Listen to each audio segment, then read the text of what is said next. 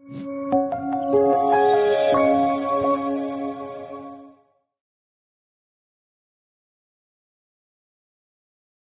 kembali lagi di channel Tutur Inisiatif di acara Initiative Talk.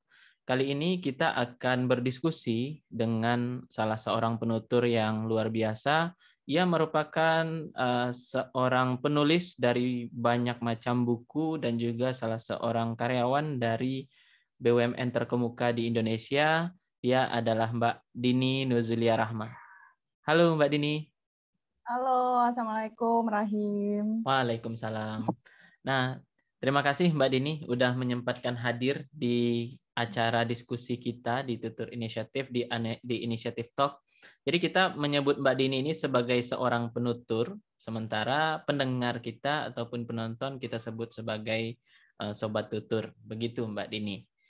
Nah, gimana kabarnya Mbak Dini hari ini, Mbak? Alhamdulillah baik. Rahim Alhamdulillah. gimana kabarnya? Alhamdulillah baik juga Mbak, walaupun kerjaan makin banyak. Jadi walaupun kerjaan makin banyak, disempatkanlah untuk menekuni hobi sedikit begitu, Mbak. Ya, harus tetap menjaga kesehatan ya kita. Siap. Di tengah Apalagi di tengah COVID merah. yang makin tinggi-tingginya begitu, Mbak. Iya, benar. Ya, Karena kemungkinan kita sama-sama alumni ya, kita berdua. Alumni iya, kalau COVID. Mbak Dini alumninya kan ketahuan, alumninya ada sertifikatnya begitu kan. Kalau saya nggak ada sertifikatnya, Mbak. hanya berdasarkan ilmu kirologi begitu, Mbak. Nah, Mbak, ini karena kita mau berdiskusi, jadi kalau boleh menjelaskan sedikit, ini Mbak Dini adalah ya seperti yang saya sampaikan tadi, ia menulis banyak buku, dan mudah-mudahan pada diskusi kali ini kita akan berdiskusi mengenai bagaimana caranya bisa menulis seperti Mbak Dini, terutama di tengah kesibukan begitu dan yang lain-lainnya begitu. Nah, Mbak Dini, kalau boleh memperkenalkan diri, kalau Mbak Dini ini ingin diidentifikasi sebagai seorang apa, Mbak? Diidentifikasi ya, Wah. aku udah almarhumnya ya Enggak, Allah. maksudnya dikenal gitu, Mbak. Ya, jangan almarhum. Ya, perkenalkan Sobat Tutur semuanya, nama saya Dini Nuzulia Rahma, seperti yang sudah disebut Rahim ya. Rahim disebutnya ini ya. Iya, Rahim aja, Mbak. Penutur. Ya, benar penutur, Mbak. Jadi saya hanya karyawan biasa, tidak seterkemuka karena saya belum jadi pejabat. Saya sehari-hari bekerja di PT Telkom, terus nulis buku juga, alhamdulillah masih jalan sampai sekarang. Juga ya berkegiatan di rumah tangga. Di rumah tangga, Mbak. Di rumah dan tangga ya. Nah, ya kemarin saya juga dapat info katanya Mbak Dini jadi CTO, benar nggak, Mbak? Itu informannya sungguh ini ya, terpercaya. Oh iya. Nah, itu jadi, gimana? ya, mungkin boleh diklarifikasi sedikit gitu, Mbak. Iya, jadi sebenarnya di Telkom sendiri saat ini kan ada yang namanya Digital Amoeba. Seperti kayak corporate startup gitu. Jadi membangun startup di perusahaan untuk biar maksudnya kayak untuk long last gitu korporasinya. Jadi itu sekarang kan udah mengarah ke digital semua. Jadi inovasi digital pasti diperbanyak dan alhamdulillah ide yang kami submit itu lolos untuk diinkubasi. Dan di situ ya, jadi di situ itu benar-benar kita kayak dilepas aja untuk jadi startup. Ada CEO-nya, ada CMO, dan kebetulan saya jadi CTO-nya. Oh, oke. Maksudnya CTO di programnya Amoeba gitu, Mbak? Enggak, CTO Amoeba-nya. CTO di startup yang saya submit untuk menjadi inkubasi di Amoeba. Oh, menarik juga, Mbak. Berarti itu kalau boleh saya sebut ajang inovasinya Telkom begitu, Mbak? Iya, Telkom Group sih, ya Amoeba itu ajang inovasinya. Jadi kayak dari kemarin kayaknya ribuan ide di submit. Dari seluruh karyawan Telkom ya, Mbak? Dari seluruh karyawan Telkom di seluruh Indonesia itu di submit gitu idenya. Terus habis itu ada banyak filter. Kayak sekarang nih udah ke filter yang ketiga, jadi disaring-saring terus sampai akhirnya sekarang kita masuk ke top 20, jadi 20 besar. Oh, alhamdulillah. Dari ribuan ide itu. Oh, menarik, Mbak. Jadi ajang inovasinya PT Telkom itu menjaring ya semacam menjaring startup yang dimunculkan dari karyawan-karyawan begitu ya, Mbak ya? Ya, benar. Jadi kayak ide-ide gilanya kayak out of the box-nya karyawan tuh ditampung di situ. Kayak kita submit proposal dulu awalnya, belum jadi kayak ya udah ide terserah apa gitu yang pokoknya bisa kira-kira membuat revenue-nya Telkom naik gitu lah ya, kayak kita bisa lebih digital, bisa lebih mengikuti zaman gitu. Dari situ nanti kalau udah lolos akan diinkubasi dan di development idenya. Oh ya Mbak, karena ini tema kita menulis nih Mbak, biar nggak keluar jauh. Tapi mungkin pertanyaan terakhir terkait dengan ajang inovasi PT Telkom ini Mbak. Jadi nanti ketika setelah selesai, misalkan ajang anggap Mbak Dini nanti jadi juara pertamanya begitu Mbak, amin gitu kan. Nah nanti status Mbak Dini sebagai gimana Mbak? Apakah akan berubah status gitu? Maksudnya untuk pekerjaan, masuk ke posisi pekerjaan begitu. Apakah nanti misalkan ke corporate startup nanti mungkin nanti akan jadi anak perusahaannya Telkom misalkan gitu Mbak, atau sekarang posisinya kan sekarang dia yang di sini gitu. Nanti akan gimana gitu Mbak? Jadi kalau misal ada ide yang memang lolos gitu, ada sebenarnya anak perusahaan Telkom yang sudah membawa itu semua, namanya Metranet. Jadi di bawah Metranet itu semua adalah inkubasi startup yang siap untuk dipasarkan ke luar gitu. Nah untuk posisi si level sendiri nanti itu boleh milih sih kayak jadi owner dan terus ngelanjutin namanya jadinya junior inovator. Dan di bawah unitnya tuh namanya digital service.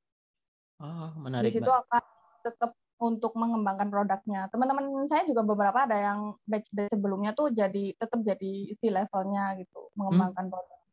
Dan sekarang tuh lagi ngembangin big data sih, udah go to market juga, big box namanya yang punya Telkom.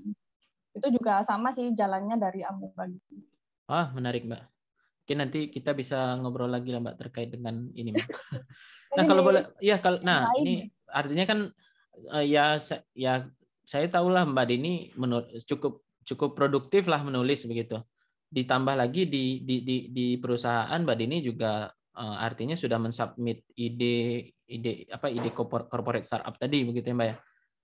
Dan apa jangan-jangan Mbak Dini pekerjaan sekarang posisinya sebagai penulis juga gitu Mbak di kantornya? Enggak sih. Kalau untuk penulisnya di kantor enggak, tapi alhamdulillahnya ya saya bersyukur ya di kantor saya sekarang itu kayak buku-buku saya itu bisa jadi poin plus untuk karyawan. Jadi ada tiap tahun kan kita dinilai selain untuk pekerjaan operasional sehari-hari, ada kayak nilainya itu keaktifan di luar kantor gitu. Iya Mbak. Jadi dapat poin karena menerbitkan buku, apalagi yang ada ISBN-nya tuh bisa sih masuk. Kalau mungkin boleh menyebutkan nih penulis apa ya bahasanya mungkin penulis paling produktif di PT Telkom adalah Mbak Dini. Saya tidak tahu. Tapi sepengetahuan Mbak Dini nggak menemukan gitu kan? Belum ketemu. Iya. Kayak di Telkom gitu belum ketemu yang maksudnya seangkatan atau yang lebih muda gitu belum pernah. Belum kan? Ya berarti ya sederhananya sepengetahuan kita hari ini gitu ya Mbak Dini adalah penulis paling produktif di PT Telkom begitu ya Mbak ya? Itu self acclaim ya? Iya benar Mbak. Boleh lah, boleh. Iya siap. Wah menarik Mbak. Nah sudah berapa buku Mbak yang ditulis sampai sekarang? Alhamdulillah sampai 2021 ini 38. 38 buku? Iya menuju terakhir ya sih yang mau launching ke 38. Jadi saya awal itu 2013 sih. Berarti udah 7 tahun ya. 11 kayaknya. 7 tahun, 8. Sejak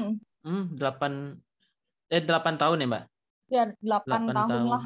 8 tahun dengan 38 buku berarti kisaran 7 sampai 8 buku dalam setahun ya, Mbak? Ya mungkin rata-ratanya segitu, tapi nggak yang tiap tahun segitu ya. Kayak ada yang saya kayak sampai banyak banget, ada di tahun-tahun tertentu, ada yang nggak terlalu banyak. 2013 berarti sudah lulus kuliah S1 ya, Mbak? Ya, saat itu saya melanjutkan kuliah S2 di Taiwan, pertama kali terbit. Oh, malah pertama kali terbit saat kuliah di Taiwan, begitu ya, Mbak? Ya. Nah, ini kalau misalkan terkait ya kalau penulis kan banyak ragamnya gitu kan, Mbak. Ada penulis fiksi, ada non fiksi gitu kan. Atau ya kalau Mbak Dini ini menurut yang Mbak Dini tulis biasanya bercerita seputar apa gitu, Mbak? Kalau saya sendiri konsentrasinya kayak nggak tahu ya, kayak secara nggak sadar itu masuk ke yang non fiksi sih awalnya. Jadi kayak nulis-nulis pengalaman yang sudah saya alami, terus kayak artikel-artikel non fiksi. Jadi lebih ke situ gitu. Banyaknya bukunya. Ya 90% lah itu non fiksi. 90% non fiksi bercerita mengenai pengalaman hidup Mbak Dini lah, begitu ya, Mbak ya? Iya. Oh, artinya mungkin banyak orang yang berpikir susah menuliskan pengalaman hidup, tapi kalau yang saya tangkap dari Mbak Dini kayaknya masih kurang begitu kan, Mbak, yang bisa dituliskan gitu dari pengalaman hidup Mbak Dini ya, Mbak? Iya sih, kayak sebenarnya ini bermula dari kalau misal ada yang dulu kan suka nulis diary atau suka nulis blog. Awalnya saya memang sukanya tulis blog sih, bukan diary, kayak blog di Blogspot dulu. Awal menulis blog kapan, Mbak? Tahun 2009. Saat kuliah ya, Mbak? Kuliah, ya. Waktu kuliah kayak coba-coba nulis, kayak sebenarnya kayak apa ya, saya kan kuliahnya tuh jurusannya teknik informatika. Jadi sehari-hari harus berhadapan dengan laptop dan coding, programming gitu. Jadi kan agak ada rasa kayak bosen untuk ngapain ya, coba nulis di situ. Tapi kalau jauh ditarik ke belakang, kenapa kok bisa nulis gitu? Dari kecil tuh saya suka membaca sih. Jadi kayak di situ mungkin bisa memperkaya diksi, memperkaya kayak ternyata tulisan yang enak dibaca tuh kayak gini. Jadi pembaca itu menurut saya sangat banyak manfaatnya kalau memang bercita-cita jadi penulis. Ya, Mbak. Nah, kalau misalkan ditarik ke belakang lagi, Mbak, maksudnya boleh diceritakan, Mbak, awal menulisnya itu kapan gitu, Mbak? Maksudnya nggak dalam bentuk buku gitu, Mbak. Maksudnya memang intens menulis begitu, Mbak. Sejak kapan, Mbak? Ya, tadi seperti yang saya katakan kan mulai rajin tuh 2009 ngeblog. Jadi kalau sebelumnya memang nggak ada gitu, Mbak. Misalkan diary gitu atau menulis di Friendster begitu, Mbak, atau di mana gitu? Belum pernah sama sekali, karena kayak lebih suka baca, emang males gitu nih, kayak apa yang harus ditulis. Makanya kayak baca buku itu saya semua udah, maksudnya semua genre, buku fiksi, buku non fiksi, terus novel, komik, dari semuanya udah saya suka gitu. Nah, kalau membaca sejak kapan, Mbak? Maksudnya intens membaca? Yang paling sering tuh waktu SMA sih, kayak jadi lebih wide gitu ya, genrenya. Mungkin kalau SMP dulu lebih sukanya bacanya komik sih, buat hiburan. Waktu SMA mulai baca novel-novel kayak yang tebel-tebel tuh, kayak Habibur Rahman gitu, kayak Ayat Cinta gitu, kayak yang udah mulai berat-berat gitulah yang dibaca. Jadi lebih beragam sih bacaannya mulai SMA tuh. Berarti ya mulai dari membaca novel begitu ya, Mbak. Terus ketika di kuliah baru suka menulis di blog ya, Mbak. Nah, kenapa sampai tercetus ide untuk menulis di blog? Nah, waktu itu ngerasanya kayak membaca aja itu, kalau misal dalam hidup ya kan, dalam hidup tuh kita inginnya, ya saya inginnya bermanfaat gitu untuk orang lain. Nah, kalau membaca aja tuh manfaatnya yang saya rasakan hanya untuk diri sendiri gitu. Kan udah ilmunya masuk ke diri. Terus gimana caranya bacaan-bacaan itu kayak bisa menjadi manfaat buat orang lain? Ya salah satu caranya dengan menulis. Saya pernah dulu sih nulis referensi buku, review buku, terus kayak review film gitu, kayak atau yang ternyata kalau di blog ya, selama sepengalaman saya yang paling berguna tuh orang-orang suka bacanya how to gitu. Misal kayak misal cara memperpanjang SIM atau cara membuat KTP. Benar. Itu di blog saya paling tinggi view-nya, kayak jadi Mbak Dini sampai gitu menulis seperti itu gitu, Mbak? Iya. Saya random itu di blog saya tidak ada temanya, jadi saya tulis apa yang saya suka, dari mulai kayak Misalnya kalau cewek gitu ya, skincare yang saya pakai gitu, saya tulis. Terus kayak yang seru kayak misal barang-barang apa yang suka saya bawa kalau traveling, itu juga dibaca gitu. Terus gimana cara memperpanjang paspor. Orang juga nyari ternyata Iya, di situ, iya. dan itu berguna gitu. Iya, Yang karena nggak itu kebayang kayak ternyata ada yang baca ya gitu. Iya, iya Mbak, sampai sekarang pun saya masih membaca itu gitu Mbak. Kayak tadi masih baca cara gimana perpanjang SIM begitu kan, apalagi SIM keliling gitu kan. Saya Iya. kaget juga Mbak Dini ternyata menulis seperti itu juga gitu ya Mbak. Iya, dan yang paling kayak recently itu kan sekarang musim haji tapi karena ditutup ya. Nah, beberapa teman tanya ke saya gimana sih cara alur pendaftaran haji yang mandiri gitu. Saya kan nggak pakai agen. Nah, Iya. alhamdulillah dulu saya daftar 2017 dan saya tulis itu step by step-nya. Jadi kalau ada yang nanya langsung kasih linknya ini. Iya, daripada silakan capek nulis dibaca. lagi ya Mbak ya. Iya, benar. Daripada capek lagi. Ya Oke. mungkin dari situ kayak jadi apa sih latihan nulisnya dari situ blog-blog situ sebelum ke buku. Sebelum ke buku ya Mbak. Oke. Nah, setelah itu 2009 tadi ya Mbak ya, menulis di blog, terus 2013 baru fokus menulis di buku begitu ya Mbak ya, baru mulai. Nah, itu kenapa mulai menulis buku begitu Mbak? Jadi awalnya dulu di Taiwan sama sih sebenarnya kalau kita kuliah gitu kadang ada rasa jenuhnya ya. Kan Iya. S2 saya juga sama computer science. Jadi yang ditemui adalah laptop dan coding dan programming. Iya. Dan lagian kalau di Taiwan tuh kayak homesick gitu, kangen rumah gitu. Jadi kayak nyari-nyari kegiatan aja gitu yang bisa mengalihkan pikiran. Nah, waktu itu di Facebook sih. Saya lihat ada sayembara menulis buku non-fiksi bersama salah satu penulis Islam yang udah terkenal gitu ya. Kalau sobat tutur tahu, beliau itu Mas Ahmad Rifai Rifan dulu yang mengadakan itu. Dan kemudian saya lihat ya pengumuman itu dan coba-coba aja iseng gitu untuk ikut lomba menulis. Bukan, dia bilangnya dulu bukan lomba menulis buku sih, lomba cerpen gitu atau sayembara cerpen. Dan saya tuh nggak nyangka gitu kalau pada akhirnya akan dibukukan. Dan ya udah saya submit cerita itu. Waktu submit tuh juga deadlineer ya, jadi kayak benar-benar mepet banget. Di hari terakhir saya submit, pas pengumuman alhamdulillah loh kok nama saya lolos. Dan di situ lebih wow lagi itu karena dibukukan dan diterbitkan oleh LX Media. Oh, iya. Tim Kompas Gramedia ya. Kalau LX Media Komputindo itu ternyata baru buka anak perusahaan namanya Kuanta. Di situ khusus untuk buku-buku Islami. Dan antologi bersama, namanya antologi ya, kalau bareng-bareng nulis itu antologi bersama Mas Ahmad Rifai Rifan diterbitkan di sana. Dan itu menurut saya wow banget, pertama kali nulis untuk buku dan langsung terbit dan ada di Gramedia gitu. Ini sebut merek nggak apa-apa? Iya, nggak apa-apa Mbak, santai aja Mbak. Jadi ada di toko buku waktu itu kan saya di Taiwan, jadi saya nggak bisa lihat sendiri. Dan orang tua saya sih yang lihat, jadi ibu saya tuh seneng banget ngelihat ada nama saya di Gramedia gitu. Iya, jadi Karena kebanggaan tersendiri ya Mbak ya. jadi dulu itu lucunya itu waktu saya kecil tiap Sabtu pasti bapak saya tuh ngajak ke Gramedia sih. Beli Buat majalah lihat. Bobo. Kalau itu langganan sih, Bobo sama Mentari itu langganan.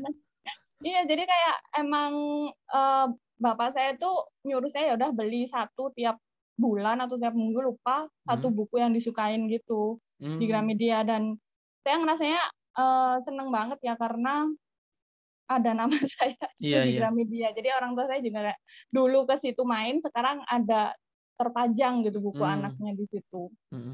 Nah, setelah itu Mbak, kenapa mengkonsistenkan sejak itu baru mulai mengkonsistenkan diri untuk menulis ya Mbak ya? Iya, dan sebenarnya salah satu triggernya kembali tadi sih.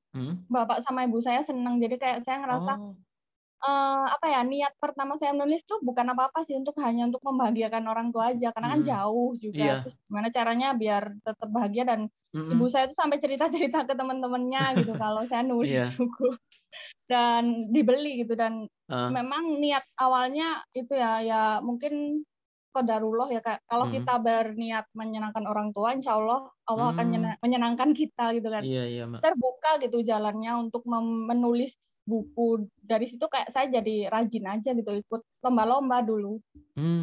Kayak sayembara nulis apa, saya coba masukin. Kenapa? Karena saya pengennya tulisan saya ada yang filter. Jadi kan kalau lomba ada jurinya kan. Oh, iya, iya, iya. Jadi kan kita tahu tuh, tulisan kita jelek atau enggak nih buat masuk ke buku. Di situ saya menilai kualitas tulisan saya dari situ.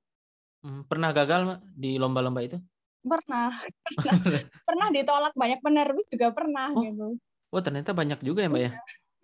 Apalagi orang Jatuh yang bangun. baru menulis, jatuh banget. Apalagi buat orang yang baru memulai menulis begitu ya, Mbak ya. Iya, tapi jangan putus asa, kayak Iya. yakin sih pasti. Saya selalu bilang ke diri sendiri dan mungkin di kelas-kelas menulis gitu, tiap naskah tuh pasti punya jodoh penerbitnya gitu. Jadi jangan putus asa. Iya, Mbak. Nah, setelah itu ya berarti niatannya Mbak Dini menulis ya untuk menyenangkan orang tua begitu ya, Mbak. Nah, setelah itu apakah maksudnya ada apa ya, Mbak ya, alasan-alasan lain begitu, Mbak? Mungkin ya apalagi tahun terus berjalan Mbak Dini sudah mulai bekerja juga di Bandung begitu. Ada perubahan-perubahan orientasi gitu nggak, Mbak? Maksudnya untuk coba yang lain lah gitu. Maksudnya alasan lain begitu? Ya, jadi memang di setiap saya kayak sharing how to write itu, yang pertama saya tekankan adalah niat menulis sebenarnya. Yang pertama itu start with strong why ya, kita sebutnya strong. Alasan kuat kenapa sih aku harus nulis gitu, dan itu memang kalau menurut saya dalam perjalanan saya pribadi berubah-ubah tiap kayak kita jadi grow up gitu, kita berkembang. Dan semua niat menurut saya, semua alasan untuk memulai menulis nggak ada yang salah. Mau nyari tenar boleh, mau nyari uang juga boleh kan, karena kita dapat royalti ya dari naskah. Sah-sah aja, tapi dari situ carilah yang bisa membuat kita tuh konsisten untuk menulis dalam jangka panjang kalau saya pribadi. Karena nulis buku itu bukan lari sprint ya. Nulis buku itu seperti maraton. Maraton, benar. Ya, jadi nafas kita harus panjang untuk bisa menyelesaikan di garis finish. Finishnya kapan ya? Finishnya kalau Allah yang memfinishkan nyawa kita gitu. Saya begini kayak, ya finishnya kalau kita udah di liang lahat. Karena buku ini saya pribadi kayak inginnya juga jadi pahala jariah saya, apa yang kita tinggalkan di dunia gitu. Dan ini berproses sih. Dulu awalnya kan memang nulis untuk menyenangkan orang tua, udah selesai. Terus habis itu ternyata dari nulis tuh banyak yang saya dapatkan. Salah satunya tuh networking, kayak jadi mengenal banyak orang, mengenal Rahim. Iya, Mbak. Oh iya. Selain itu saya tuh introvert loh dulu, nggak banyak omong, percaya nggak? Nggak ya. Nggak percaya kayaknya, Mbak. dari menulis Allah itu kayak mendorong saya biar bicara gitu. Kalau nulis aja kan kadang mungkin nggak banyak orang yang baca atau apa, tapi dari ngomong kemana-mana gitu, alhamdulillah ya diundang kemana-mana untuk ngisi kelas nulis, untuk ngisi seminar. Iya. Dan itu yang menjadikan saya, ternyata dari nulis banyak juga ya manfaatnya, bisa sharing dengan banyak orang. Yang paling penting tuh menurut saya kayak saya jadi ngerasa diri saya bermanfaat untuk orang lain.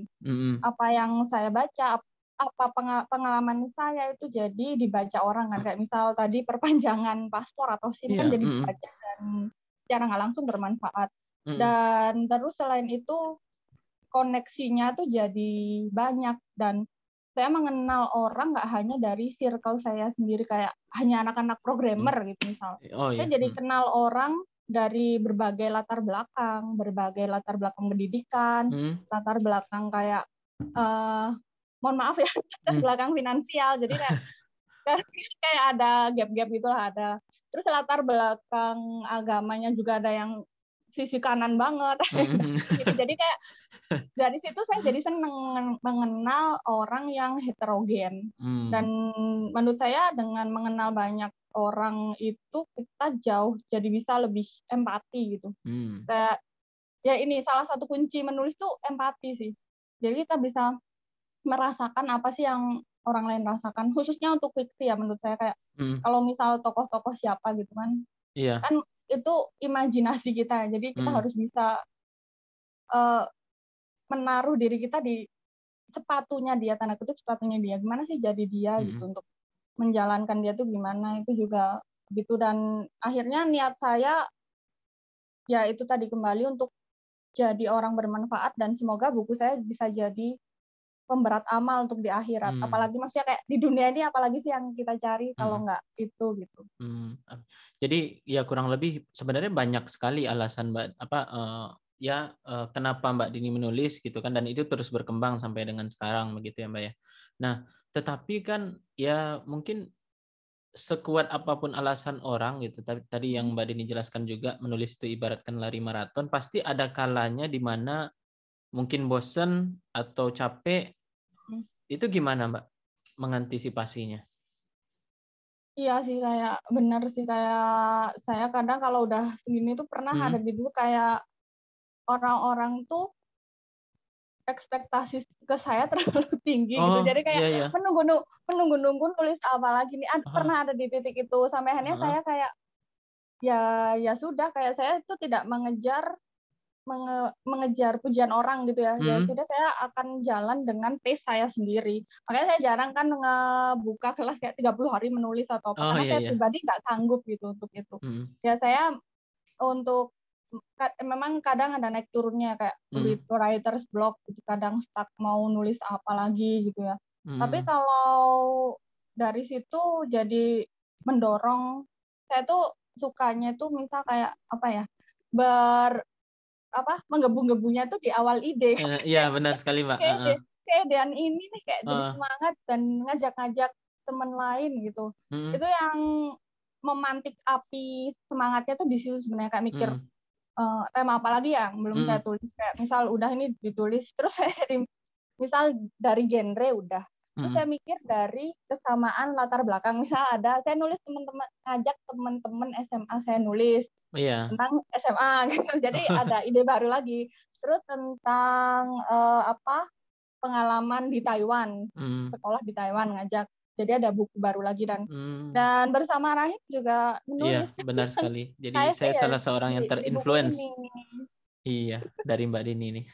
Dari sama-sama KSE gitu, kepikiran, oh iya pas banget nih 25 tahun KSE, kita bisa ngasih apa gitu. Jadi Oke, Mbak. kayak gimana kalau menyikapi yang tadi turun ya, mikir masa kayak ide-ide apa lagi yang belum aku eksekusi gitu.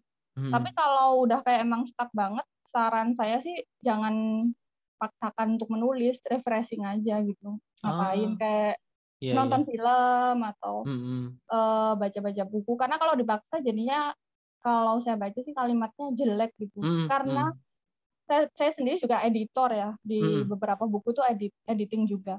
Terasa gitu ada tulisan yang ada ruhnya, ada yang nggak ada ruhnya.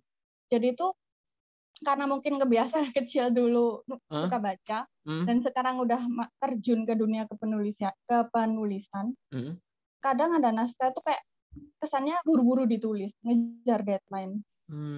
Jadi antar paragraf nggak nyambung, terus salah ketiknya banyak, Iya. dan pesan yang ingin disampaikan sang penulis tuh nggak sampai ke saya sebagai pembaca. Kayak maunya dia nulis nih apa sih, kayak nggak kerasa ruhnya. Berbeda dengan yang memang nulisnya dari hati ya, makanya kayak apa yang ditulis dari hati itu akan sampai ke hati pembacanya gitu. Iya, Mbak. Jadi kerasa kadang, saya pernah sih nulis buku tentang ibu ya di Taiwan, dan itu saya kangen banget sama ibu saya sampai nangis nulisnya.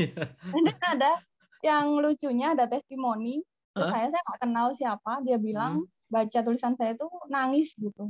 Kayak itu jadi sebuah pembuktian ya, Iya, kalau iya. memang ditulis dari hati akan sampai ke hati juga itu. Itu sih yang berkesan sih. Itu maksudnya Mbak Dini gimana perasaannya ketika mungkin ada yang komen seperti itu gitu, bahwa apa yang Mbak Dini sampaikan ternyata sampai di pembaca dan mereka memberikan komentar dan Mbak Dini baca komentarnya, gimana perasaannya Mbak ketika Seneng membaca banget itu? sih. Itu melebihi dapat royalti triliunan kayaknya. Oh jadi, Makanya saya yakin nih bilang Mbak? tuh nggak tahu ya. Nanti Kayak royaltinya kasih ke saya gitu Mbak, maksudnya Mbak? boleh boleh. Jadi kayak melebihi materi lah. Iya, iya. Kayak satisfaction, kayak kepuasan penulis tuh ya itu tadi dari testimoni orang yang nggak saya kenal. Kan biasanya memang di buku itu kita tulis ya biodata, terus kita hubungin di email ini. Dia ngirim email gitu, tulisannya bikin nangis, terus inspiring tuh saya kayak ternyata sampai ya pesan ini ke pembaca. Yang penting kayak niatnya lurus gitu, nggak yang aneh-aneh. Artinya apa yang Mbak Dini tulis ya bermanfaat lah untuk pembaca begitu ya Mbak ya. Nah Mbak, kadang juga pas orang mau nulis gitu ya, bahkan saya pun ketika mau nulis mungkin ya seperti yang Mbak Dini sampaikan di awal, bahwa ketika awal-awal ide itu banyak yang kata-kata atau ide yang ngumpul di otak itu banyak gitu Mbak. Tapi ketika ya kayak mau menuliskan, kadang saya tipikal orang yang mau nulis itu kadang sistematikanya itu harus diperhatikan gitu Mbak. Jadi misalkan kayak alurnya bagaimana gitu kan. Nah terus kadang ada ide yang tiba-tiba muncul, kadang tiba-tiba hilang. Nah gitu gimana Mbak mengantisipasinya Mbak? Iya, iya. Saya juga mengalami. Jadi kayak memang kalau nulis itu suka loncat-loncat gitu kayak kadang di tengah kita nulis apa gitu, terus kepikiran kayaknya ini bagus nih. Makanya kalau saya pribadi itu pakai rumus di awal, tengah, sama akhir. Jadi 3 itu, awal, tengah, sama akhir. Awalnya mau apa, terus nanti tengah mungkin klimaks ya. Gimana, dan akhirnya itu mungkin solusi dari permasalahannya. Kayak nulis skripsi aja gitu, kayak biar flow-nya dibaca tuh kayak jadi yang baca tuh tahu closure-nya, tahu akhirnya, hikmahnya gitu. Misal dari hikmah tulisan itu apa gitu.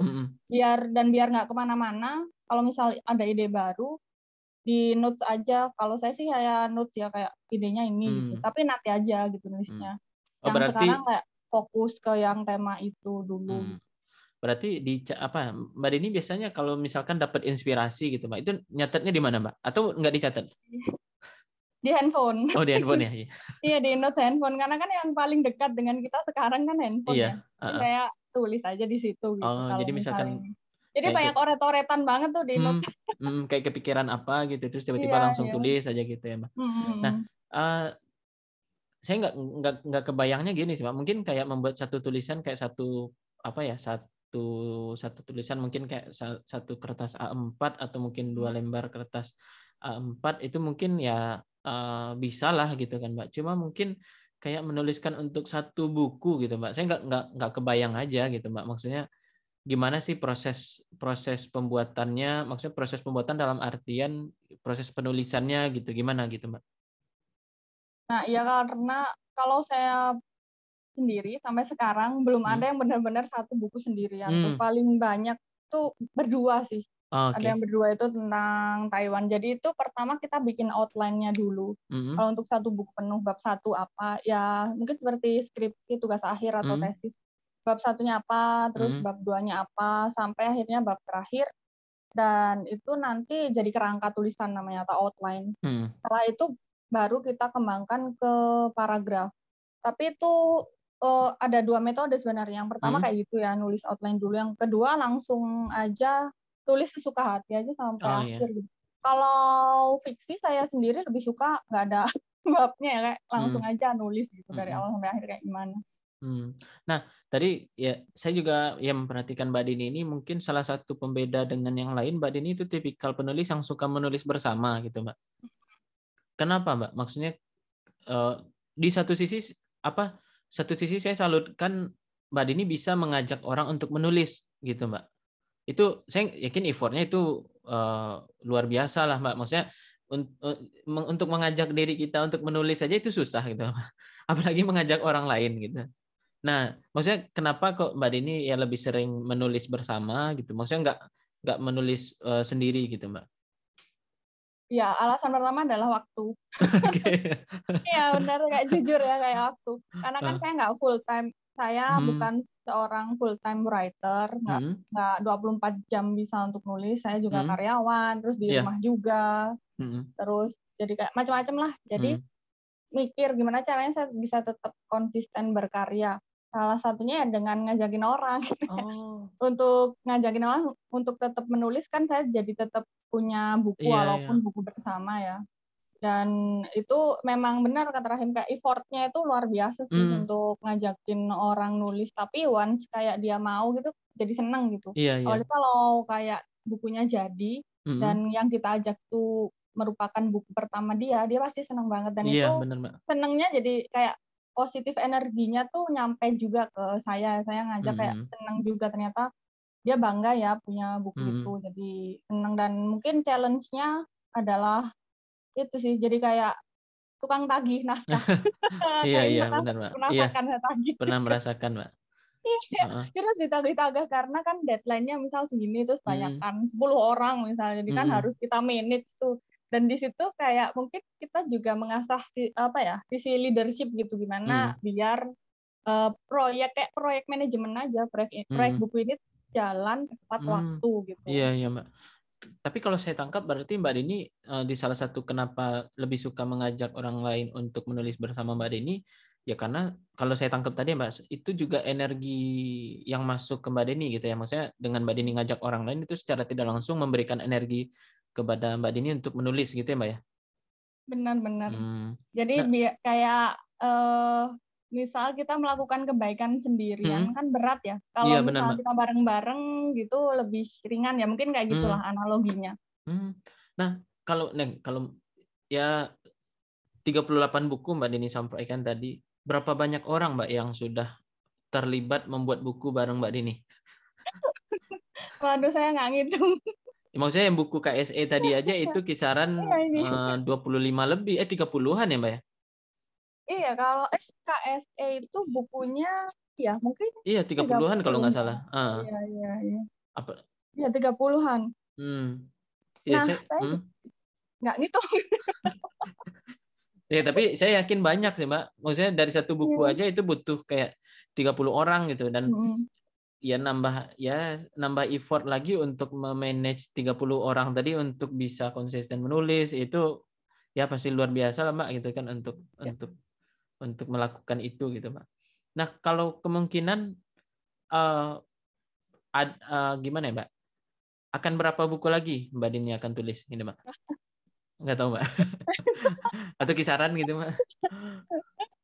Nah, kayak mungkin tahun ini tuh sebenarnya pengennya mencapai 40 ya. Tahun ini sendiri kayak pengen 40. Tapi nggak maksa juga karena kayak di awal tadi saya bilang, saya juga selain kerja yang sehari-hari ngerjain startup itu kayak waktunya udah terserap banget di kerjaan. Makanya tahun ini tuh saya kayak lay low gitu ya, kayak nulisnya itu nggak banyak gitu karena ya kerjanya 2, selain kerja di kantor terus bikin startup. Dan alhamdulillahnya saya senangnya kayak ya ini loh maksudnya jalanku sendiri, nggak usah ya kita nggak bisa menyenangkan semua orang. Misal ada orang nanya kok nggak ngeluarin buku lagi, kayak ya terserah gue dong. Ya itu kan terserah aku gitu, kayak nggak mengejar ekspektasi orang. Jadi ya saya melakukan yang saya senengin aja gitu. Kalau untuk berapanya mungkin saya tuh sebenarnya pengen launching buku sendiri sih. Sudah 60% sebenarnya ditulis.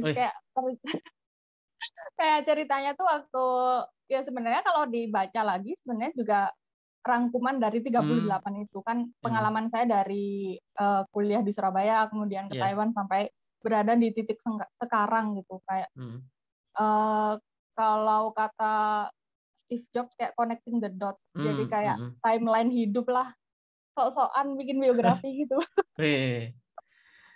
Dan progresnya sekarang udah 60% ya Mbak? Buku yang memang sendiri Mbak Dini bikin gitu? Ya, sendiri ditulis. Dan kayak sebenarnya pengennya sih masuk ke jenis fiksi ya, biar kayak nggak, ya ada yang didramatisir gitu lah. Oh iya benar sih Mbak. Oke. Jadi ya mungkin nantinya Mbak Dini juga akan maksudnya menulis secara pribadi gitu ya Mbak? Sendiri gitu ya Mbak? Ya, pengen banget sih sebenarnya nulis buku solo, tapi mungkin karena ya kembali lagi sendirian tadi. Ya benar sih Mbak. Motivasinya tuh harus sangat kuat gitu. Karena nulis yang sendiri ini kayak naik turun juga. Saya kayak kadang tuh gini, nulis awalnya tuh kayak nulis banyaknya itu semangat gitu, tiba-tiba banyak. Terus di tengah-tengah saya merasa emang ada yang baca buku ini gitu, kayak bahkan kayak, Mbak Dini sampai bahkan berpikiran saya seperti itu gitu. iya kayak nggak pede gitu, ini siapa yang baca ya, siapa yang mau baca, siapa saya gitu loh nulis kayak gitu, kayak emang ada pikiran-pikiran kayak gitu, ragu terus, jadi saya baca ulang lagi dari awal, terus saya drafting ulang lagi gitu, back and forth gitu, jadi maju mundur nggak selesai jadi. Wah, siap. Target rilisnya kapan, Mbak? Oh ini ya diperjanjikan. Oh iya, ya kan biar nanti setelah ini bisa ditagih ya. Iya ditagih gitu, Mbak. Saya juga karena sekarang itu waktu bikin buku itu terus terhambat kayak diajak antologi kadang, ya udah antologi dulu. Terus sekarang ngerjain buku ini ada teman saya ngajak nulis berdua aja untuk nulis fiksi gitu. Jadi saya pikir part of my story ya yang udah saya tulis ya udah difiksikan aja bareng teman saya ini. Jadi di package-nya itu nulis berdua bareng dia, mungkin kayak gitu. Dan target terbitnya sih tahun ini untuk buku yang berdua itu, dan itu ada kayak tulisan saya udah masuk aja biar sekalian. Siap, Mbak. Kita tunggu berarti tahun ini ya, Mbak ya. Insya Allah. Nah, Mbak, ini kalau misalkan tadi ya kenapa salah satu alasan Mbak Dini kenapa bisa menulis ya karena membaca gitu ya, Mbak. Oh ya, mungkin sebelum masuk ke situ baru ingat yang mau saya tanya ini, Mbak. Ketika Mbak Dini bikin tulisan, itu butuh berapa kali Mbak Dini untuk membaca ulang? Ya, jadi dulu itu waktu bikin tulisan, karena saya ikut lomba ya, sebenarnya saya cuma nggak baca. Terus saya submit, kayak habis nulis selesai, langsung submit gitu, Mbak? Langsung submit, karena saya merasa ya jurinya yang nilai tulisan saya kan ya udah, kayak kalau saya lolos berarti ya udah. Ngapain dibaca lagi begitu, Mbak? Iya, benar. Kalau ikut lomba, padahal kalau saya baca lagi, kacau juga nih tulisan saya dulu. Sebenarnya masih banyak room for improvement-nya tuh banyak untuk memperbaiki tulisan biar lebih enak dibaca, terus kayak pemilihan katanya itu biar lebih bervariatif, nggak itu doang gitu. Iya, Mbak. Masih banyak. Nah, semakin kesini tuh saya sebelum kayak submit gitu ya, kayak kalau antologi kan kadang dikumpulkan ke PIC-nya. Itu saya baca paling 2-3 kali dari awal sampai akhir gitu. Oh, 2-3 kali ya, Mbak ya. Ya, tapi kalau misalkan tulisannya panjang ya lumayan juga ya, Mbak ya, baca lagi. Tapi mungkin setiap kita membaca ulang tulisan kita akan semakin apa ya, Mbak ya? Akan semakin kita semakin paham dengan tulisan yang kita bikin, kita pun jadi semakin lebih baik dalam menulisnya gitu ya, Mbak ya? Benar sih, benar. Kayak kita jadi kadang tuh loh kok paragraf ini nggak nyambung gitu, kan terasa sendiri. Daripada maksudnya saya tuh juga berniat untuk meringankan beban editornya, karena saya pribadi kalau jadi editor kesel banget tuh kalau baca tulisannya acak-acakan. Iya. Oke, Mbak. Nah, ini kalau saya nggak tahu sih semuanya mungkin punya atau enggak, tapi yang saya tahu sih setiap orang kan pasti punya role model masing-masing gitu, Mbak. Nah, kalau Mbak Dini dalam menulis ini, penulis yang Mbak Dini jadikan role model siapa, Mbak? Kalau untuk sekarang sih nggak ada. Nggak, sombong banget ya, nggak ada. Banyak sih, banyak penulis yang saya kagumi ya, kayak Dewi Lestari. Itu saya suka dulu baca semua Supernova tuh saya khatam semua.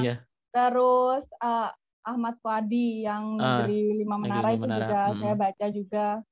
Terus kalau itu lebih ke fiksi ya, karena saya kalau membaca sih lebih suka buku-buku fiksi sih. Dan saya juga suka buku Iwan Setiawan yang Nine Summer. Oh iya, Nine Summer 10 Autumn sih, Mbak. Iya, nonton filmnya pernah sih.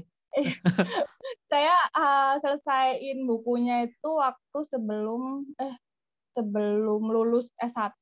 Dan dari buku itu saya kayak awalnya dulu kayak ragu gitu mau ke luar negeri. Dari baca buku itu jadi meyakinkan saya kayak ternyata buku bisa buat kayak gitu juga ya kan. Kan ceritanya dia tuh kan dia orang Malang ke New York. Jadi saya juga orang Malang. Iya.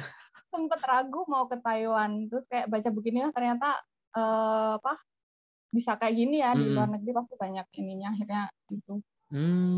Siap. Menarik. Itu beberapa penulis kayak saya juga baca bukunya Asma Nadia, terus Selvitiana Rosa itu juga saya baca bukunya Mas Ahmad Rifai Rifan ya tentunya barengan guru saya juga. Iya, jadi mungkin sederhananya apa yang kita baca akan menggambarkan apa yang kita tulis begitu ya Mbak? Benar banget. Jadi ibarat teko ya kayak ya sama dengan kayak teko kan harus diisi air ya. Iya. Kalau nggak ada airnya kita bisa masukin ke cangkir tuh apa kayak membaca itu ya mengisi teko itu dengan air, mengisi ilmu.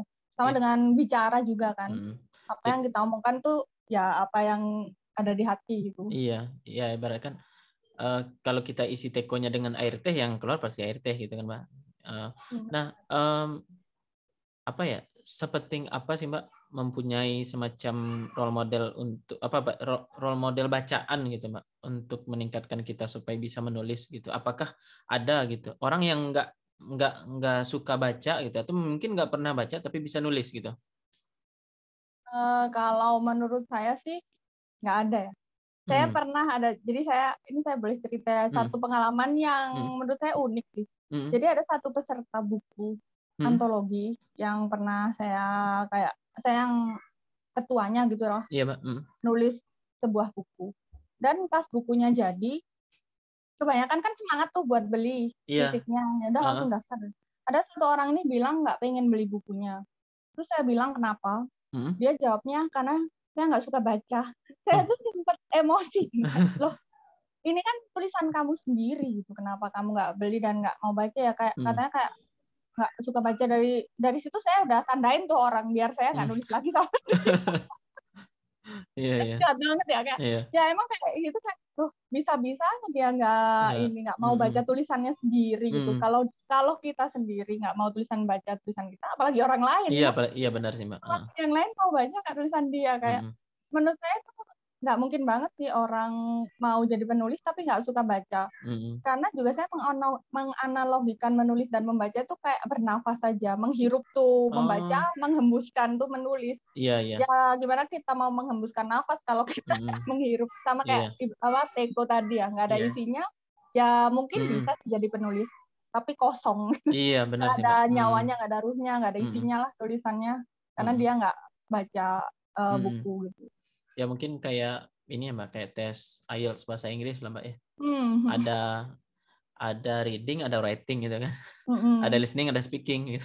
Ya benar kayak gitu, ada listening, ada speaking ya. Nah Mbak, ini tadi target kedepannya Mbak Dini udah cerita juga nanti akan membuat tulisan sendiri gitu kan Mbak. Nah terus, mungkin satu lagi nih Mbak, gimana cara mengatur time manajemennya Mbak menulis ini, apalagi ya dengan urusan kantor, apalagi begitu kan di rumah juga gitu, terus menulis juga gitu. Dan tadi Mbak Dini juga ngomong saat ini Mbak Dini ada yang tulisan pribadi juga sedang dibuat dan ada juga tulisan bersama teman juga. Nah gimana Mbak cara mengaturnya? Kalau time management sih karena saya sendiri juga masih belajar ya, masih belajar mengatur waktu. Tapi saya berprinsip tuh waktu luang tuh nggak akan pernah ada di hidup kita. Yang ada meluangkan waktu. Kalau kita suka kan kita pasti meluangkan waktu. Kalau saya nulis karena suka nulis, jadi pasti ada tuh waktu kayak nemu aja untuk masukin di agenda yang misal padat gitu. Pasti kita berupaya untuk melaksanakan yang kita sukai gitu kayak gitu sih. Jadi kayak untuk menulis sendiri rutinnya kapan ya, kalau sekarang tahun ini enggak karena kayak udah kayak penuh gitu. Jadi kayak ya kalau pagi ya pagi, siang waktu istirahat atau malam gitu nulis, atau kadang mungkin hari Jumat yang agak luang kayak sekarang gitu jadi bisa nulis gitu. Gitu sih. Sama yang paling penting sih berdoa sih. Karena waktu itu kan ibarat pedang ya. Kalau menurut saya tuh panjang pendeknya waktu tergantung sama keberkahannya. Iya Kalau benar. nggak berkah ya kita kerasnya cepet aja tiba-tiba udah sore. Tapi kalau Allah ngasih keberkahan pasti cukup untuk kita melaksanakan semua di rumah, terus kerjaan kantor. Jadi ya berdoa sih. Semoga Allah memberikan keberkahan waktu. Wah iya menarik. Jadi ya seperti yang tadi Mbak Dini sampaikan ya, bukan mencari waktu luang tapi ya memang meluangkan waktu gitu ya Mbak. Dan juga tadi itu yang keberkahan itu ya setuju banget sih Mbak. Jadi kayak mungkin ya sederhana kalau misalkan kita koneksikan dengan ibadah gitu Mbak. Kadang kita sibuk nggak misalkan kayak nggak ngaji gitu kan. Tapi ya karena nggak ngaji itu kita kayak padat aja semuanya gitu Mbak. Kayak kok kerjaan nggak berhenti-berhenti gitu kan. Tapi mungkin ya ketika kita kayak kita ngaji mungkin ya dalam sehari kita alokasikan lah waktu, tapi kayaknya kok banyak waktu luang gitu tiba-tiba aja gitu ya Mbak ya, merasa. Ya Menarik. mungkin sama dengan rezeki ya. Berkah Iya. atau enggaknya, cukup atau enggak nih uang segini. Ternyata cukup, walaupun banyak ternyata nggak berkah ya tetap aja kan kayak ngerasa haus terus. Ya waktu sama sih menurut saya. Untuk time management ya mungkin 2 itu kuncinya dari saya. Tahan waktu sama kita meluangkan waktu. Iya Mbak, setuju juga sih Mbak. Menarik. Nah, ini terakhir Mbak, pertanyaan terakhir. Ini kalau misalkan Sobat Tutur semua yang baru mau mulai menulis, nah kira-kira apa sih yang perlu dilakukan gitu Mbak? Mungkin ada beberapa tips ya dari saya. Yang pertama, yang tadi kembali temukan strong why-nya. Nulis. Kayak mau buat apa nulis atau buat siapa dia nulis. Dari situ pastikan kalau strong why-nya itu bisa jadi api dalam dirinya sampai selesai nulisnya. Jangan cuma kayak setengah terus udah nggak selesai gitu. Jadi harus dia sendiri harus bisa menyemangati itu. Terus kalau susah ya, kalau susah sendiri ikut komunitas menulis. Menurut saya banyak banget komunitas di sosial media untuk komunitas-komunitas penulis pemula, atau ikut lomba nulis. Kan ada due date-nya ya. Jadi kita akan ngejar waktu itu dan submit. Kalau menurut saya sih lomba nulis yang apalagi yang ada jurinya itu enak banget sih. Selain kayak kita dipaksa untuk submit tanggal segitu, tulisan kita juga langsung dinilai sama jurinya. Kalau lolos ya berarti alhamdulillah udah bagus. Kalau nggak lolos jangan sedih karena masih banyak lomba lain. Kayak masih banyak untuk meningkatkan. Dan selain itu tipsnya mungkin kelas-kelas menulis, kan banyak banget sekarang juga kelas menulis online, sharing menulis online gitu. Ya Mbak, jadi tadi dia temukan strong why-nya dan mencari lingkungan yang tepat untuk menulis ya Mbak ya. Siap. Terima kasih banyak Mbak Dini. Ini banyak sekali inspirasi yang bisa kita dapatkan dari Mbak Dini terkait dengan kepenulisan, juga mengatur waktu supaya bisa bisa menulis lah, time manajemennya begitu. Seperti Rizky kata Mbak Dini tadi. Ya yang penting itu bukan di waktunya tapi di keberkahan waktunya gitu ya Mbak. Benar banget. Wah, siap. Kumpulannya luar biasa. Luar biasa. Penutur. Terima kasih banyak Mbak Dini atas diskusinya pada kali ini. Nanti mungkin di kemudian hari kita bisa berdiskusi lagi gitu Mbak, mungkin terkait dengan proyeknya, terkait dengan terkait dengan corporate startup atau inovasi di perusahaannya juga menarik untuk kita bahas. Terima kasih banyak Mbak Dini, sampai jumpa lagi. Semoga Sobat Tutur semuanya bisa mendapatkan hal-hal yang bermanfaat dari diskusi kita pada kali ini. Terima kasih, sampai jumpa. Assalamualaikum warahmatullahi wabarakatuh. Waalaikumsalam. Terima kasih juga Rahim dan Sobat Tutur.